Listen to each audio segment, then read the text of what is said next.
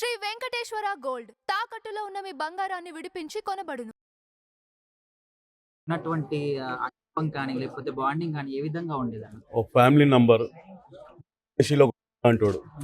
మేము ఆయనను చూస్తే ఆయన డైలాగులతోనే ఆ డైలాగ్ ఒక సినిమాలో మేము ఆ డైలాగ్ కొడితే మాకు ఒక 10 సినిమాలు వచ్చినాయి. మేము ఒక 500 రూపాయలు తీసుకుంటాం. ఇప్పుడు 15,000 ఆర్టిస్టులు ఏమైనా ఒక నర్సింగ్ యాదవ్, ఒక ఫిష్ వెంకట్ లాంటి వాళ్ళని గొంతు తీసుకొని మా ఆకారాలు అలానే ఉంటాయని మాకు ఒక సినిమా ఇండస్ట్రీలో ఒక గుర్తింపు వచ్చింది. అన్న, మీరు ఇంతమంది గ్యాంగ్ ఉన్నప్పటికీ కూడా అందరిని కూడా ఉండి జాగ్రత్త చూసుకునే వ్యక్తి ఫిష్ వెంకట్ గారు అంటున్నారు. సో మరి అలాంటి ఒక తోడుని మీరు కోల్పోయారు, ఏ విధంగా అనిపిస్తుంది? భువనగిరి గుట్ట లేదన్నంత బాధ ఉంది. అంత మాకు భువనగిరి గుట్ట అంత దైనం ఉండే ఆ బాధ అయితే మాకు 100% ఇండస్ట్రీలో ఎవరితో ఎలా మాట్లాడాలి, ఎలా డైరెక్టర్ని ఎలా కలవాలి, ఈయన తీసుకోపోయి ఒక డైరెక్టర్ మా తమ్ముళ్ళ కూడా చెప్పు డైరెక్టర్ని అడగడము చాలా మాకు ఇండస్ట్రీలో పెద్ద లోటు. మాకు ఇప్పుడు గబ్బర్ సింగ్ టీం అనేది చాలా ఒక మంచి ఫేమ్ వచ్చిన పేరు. అయితే పవన్ కళ్యాణ్ గారు చాలా సందర్భాల్లో మీరు అన్నం తినడానికి కూడా ఆయన పిలిచి మరీ పెట్టారని కూడా చాలా సందర్భాల్లో చెప్పారు. మరి ఈ విషయం అనేది ఆయన దృష్టికి వెళ్ళలేదు అనుకోవచ్చా? మీరే తీసుకెళ్లారు, మేము కాదు, మీరే తీసుకెళ్లారు. వాళ్ళకి ఎరిక అయింది, వాళ్ళు కూడా చాలా బాధలో ఉన్నారు. అంజలిదేవి అమ్మ బాగలేదు, వాళ్ళు అపోట్లో ఉన్నారు.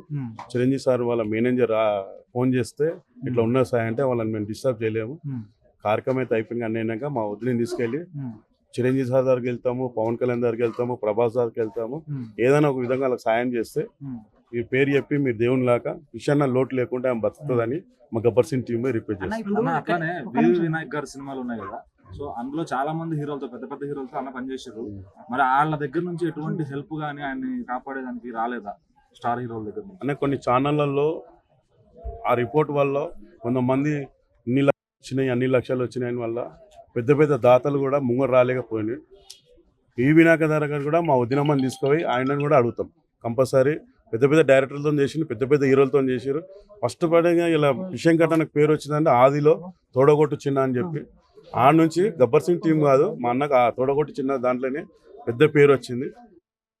ఎన్టీఆర్ సార్ కూడా మీ ఛానల్ తరం నుంచి చూడాలి, హెల్ప్ చేయాలి మా వదినకు అని చెప్పి కోరుకుంటున్నాను. అన్న ఒక్కటన్నా, ఇప్పుడు మిమ్మల్ని వచ్చేసి ఇండస్ట్రీలో నర్సింగ్ అన్న, ఫిష్ వెంకట్ అన్న చాలా బ్రదర్గా చూసుకున్నాను. ఇప్పుడు వీళ్ళ తర్వాత అలా చూసుకునే వాళ్ళు ఉన్నారు, ఇప్పుడు మిమ్మల్ని ఆదరించే వాళ్ళు మాకు అటు కనిపిస్తలేదు అన్న. ఫస్ట్ అయితే మా గురువు సిఆర్ అన్న మాకు ప్రతి షూటింగ్లో చెప్తుండే ఇట్లా చేయరా అట్లా చేయరా అని. అలాగే చూసి కోల్పోయినాము. నర్సింగ్ యాదవ్ అనేప్పటికీ మాకు ఫిష్ వెంకట్ అన్న. ఈ ముగ్గురు కన్నా ఇంకా మాకు అలాంటి లోటు తీసుకోవాలి ఇంకెవరు లేదు, దొరకలే. ఇంకా దేవుడిని నమ్ముకొని ముందుకెళ్తాం. 100కు పైగా సినిమాలు చేశారు ఆయన. ఆర్థిక పరిస్థితి ఎప్పుడు చాలా లోలోనే ఉండేది. కారణాలు ఏంటంటే ఆయన చేశాడు 150 సినిమాలు చేశాడు. ఆయన ఉండే మంచి పేరు వచ్చే వారికి మందు అలవాటు అయిపోయి ఇలా కోల్పోయిండు. ఈరోజు మా అన్న లేకుండా అయింది. ఎవరైనా సాయం చేసి ఉంటే ఆయన కొన్ని రోజులు ఉండే అవకాశం ఉండే అంటారు.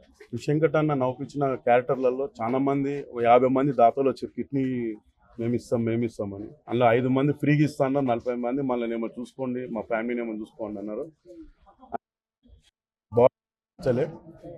బాడీ సహకరిస్తే మేము అనుకున్నాము ఈ హాస్పిటల్ నుంచి ఇంకో హాస్పిటల్ అయితే 100% మా అన్న 6 సంవత్సరాల నుంచి 10 సంవత్సరాలు బతాడు అనుకున్నాము. సాయపడ్డారు కొద్దిగా హీరోలు వాళ్ళు కూడా పెద్ద వచ్చారు. ఇప్పుడు అన్నని కోల్పోయినాము, మా వద్దకు సాయం చేయమని కోరుకుంటున్నాం.